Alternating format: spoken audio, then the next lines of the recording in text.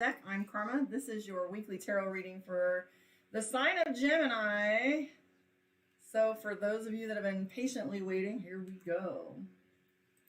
I haven't felt up to doing a single thing, any readings, anything. 2 weeks. So let's see what we have going on for you, Gemini.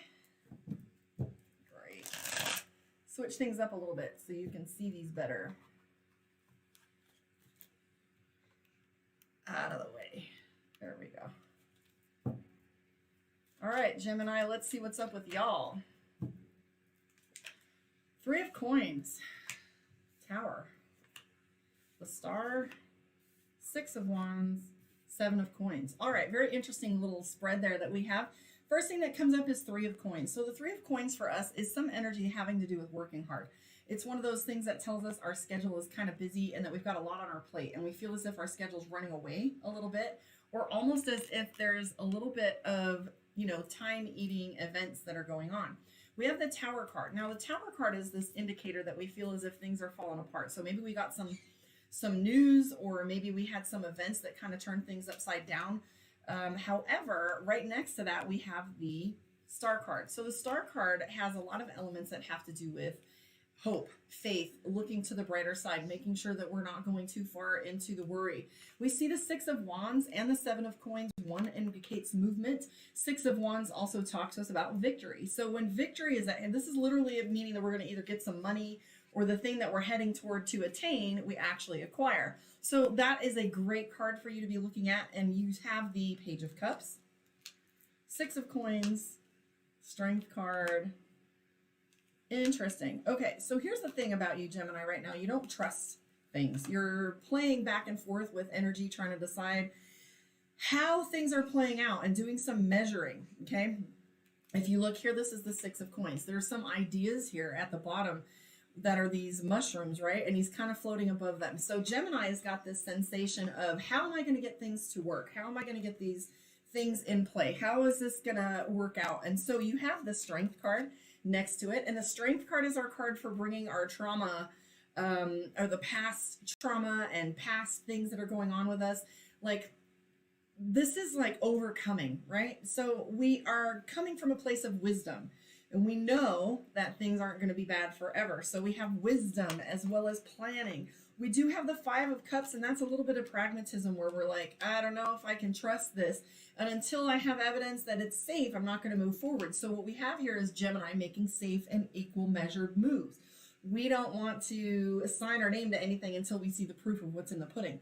I am seeing the 5 of Swords, which is conflict. So there's some conflicts going on in the background and tension. We've got the 3-headed dragon here. This has an anvil on the bottom, which means tension is at play.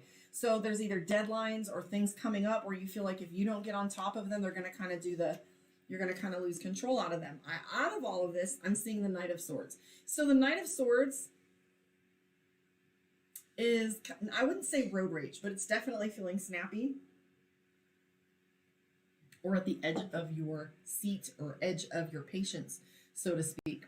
I do see the Hangman in play, and the Hangman is one of those cards that tells us there isn't very much we can do to move things along, protect them, change them, or alter. So the Hangman is one of those things that you just, it's like putting in an application for a job. You got to wait until they reach out to you, or, buying a house. Once the paperwork is begun, it takes whatever amount of time for all the underwriting to happen, and there's not much you can do to navigate, manipulate, change, or otherwise affect the outcome. It's one of those things we have to wait and see. And so there's this frustration that's building. However, I want you to look at these cards. This is equally split between these two energies, of course, Gemini. So we have victory. We have the 5 of Swords, which is conflict. We know that if we speak to our truth, that we're going to hold the line. We have the 9 of Cups, which is celebration. Look at this. We've got 9 of Cups, 6 of Wands, King of Swords, victory. This means you've won the war, okay? Then we have the 5 of Cups, right? We don't trust it, but we also have this new beginning, the Page of Cups. Nobody likes starting over. Nobody likes new beginnings, especially when it's something where we're not used to doing, or the fact that, it's just starting over makes us feel like a noob, like again, right? But the one thing that you can't forget though, even though it's tense, even though it feels like things are wonky and things are falling down, we have the Star card, which is hope. So don't take things too hard. Don't go in your head and sit here and think of every eventuality. You know, worry is just borrowed trouble, guys. So chill out on that. I'm going to pull a card for you or some cards for you from Mystic Dreamer, and we're going to do your Gemini Moon. Book your one-on-one, karmaondeck.com. Classes are still ongoing. For those of you that are doing spiritual mentorship, be prepared for a lot of assignments. That's been my funnest thing so far. I've enjoyed that the most.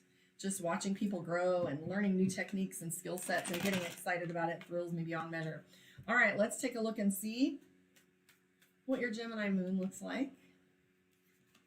Ooh, Two of Cups, love is on your mind. Queen of Cups, emotional. The Devil card, Capricorn, the things we must do. The King of Cups, strength. Again, so your congruency card for this reading is obviously the Strength card. So what that tells me is you're going to have to pull on your wisdom here. You're going to have to pull on past experience in order to stop looking at this fatalistically, okay? We do have the Two of Cups, so love is on your mind.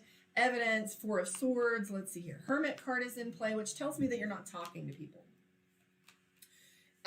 This Four of Swords is my card for ghosting. Usually if you hear me talk about that card, the Four of Swords has to do with silence.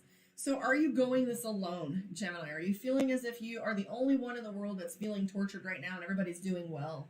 Not true. Everybody's going through it. I do see Seven of Swords, which is like winning at all costs. It's also a little bit, you know, making the best of a bad situation. Now, the Seven of Swords, I came in relationship with this card during a lecture.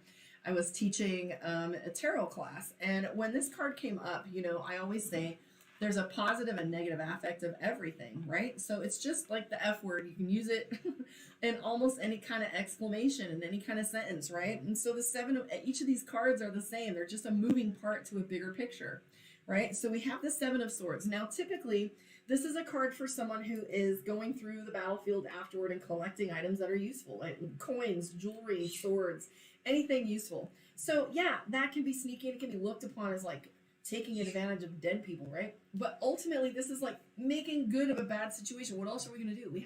We're alive. We're sitting in the middle of this mess, this aftermath of this pandemic type crap, right? And so we have the Seven of Swords. It means flipping something into a better scenario, making the best of it. So what is it that you're making the best of? I'm also seeing celebration and new beginnings. Queen of Wands is in play for you, Gemini, and what that Queen of Wands is image. And the reason why I said, are you not telling people what's going on, is because the Queen of Wands is image. How do you want people to see you? Now, I've heard this before where people are like, you know, if anybody knew how bad I have it, I would be embarrassed or whatever. But here's what's true. Vulnerability and opening up to others allows us not only support, but it makes other people not feel so crazy too. Like, not to say misery loves company, but being real rather than hiding behind an image where you're trying to make yourself look perfect, because you're just making yourself go in circles at this point, and, you know, trying to hold on to something that isn't even real. I do see the Three of Pentacles, the Four of Pentacles. These are both having to do with feeling cheated. So that's victiming, feeling as if the world's against you, etc. And I'm seeing the Hermit card, which is evidence. So are you taking time away, like sitting back and looking at things in order to get a greater perspective? Make sure that doesn't go south on you, because I do see the Devil card and the Capricorn card. The Devil has to do with what our habits are, what our bad. So the Devil's about the things that we do that we're committed to, that we feel overcommitted to. That's our work, our religion, our marriage, our belief system, the things that hold us in line, good or bad, and then we put ourselves against them. And, you know, we look at the Catholic guilt, okay? So it's the whole things I should do, the things I have to do, the things I'm obligated toward.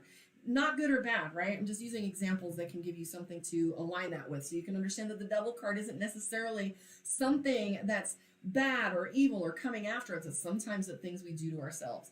We do have the Queen of Cups and the King of Cups, and also the Two of Cups, which tells me relationship. Maybe there's some turmoil in your relationship or your alignment within it, where you're working toward making that better, making sure that that's, you know, in alignment. Page of Swords. So here's the thing about Page of Swords. Page of Swords is a teenager, okay? Pages, knights are inexperienced. And so what is it about your life right now that has you feeling like, I don't know what I'm doing? Trust me, none of us do. We're deliberately taking steps every day to do better, right? And so even though we're 51 or 30 or 60, we still feel as if we're doing things for the first time in a lot of ways. I do see that there's some celebration coming for you. The sun card is in place, so summer is coming, so there might be a little bit more brightness for you. But don't be worried too much. I can see Gemini looking at things and worrying, wishing things could go back to the way they were. Hopefully that's beneficial for you and gives you a little insight to what your energy is like. I am going to pull some cards from Divination of the Ancients and see what message is coming for you for this week. And then I will be popping on after here and doing at least one more. Let's see how much I can do today, guys. All right, here we go. Message. Feather. So are you taking time out from your busy day? Are you taking time out in order to look at things spiritually and meditating? So, you know, I'm going to talk about meditation almost every time you hear me speak, but it's magic. So we have feathers, message. So are you sitting still long enough to hear what your spirit has to say? Are you sitting still long enough in prayer, in meditation? Are you taking time out to unplug, doing the aura baths, making sure you get in nature? What is it that you're missing? And see if you can take some time out to pay attention to some of these things. I want to thank you guys for hanging out with me. Please let me know how you feel your reading went, where you are in the world, and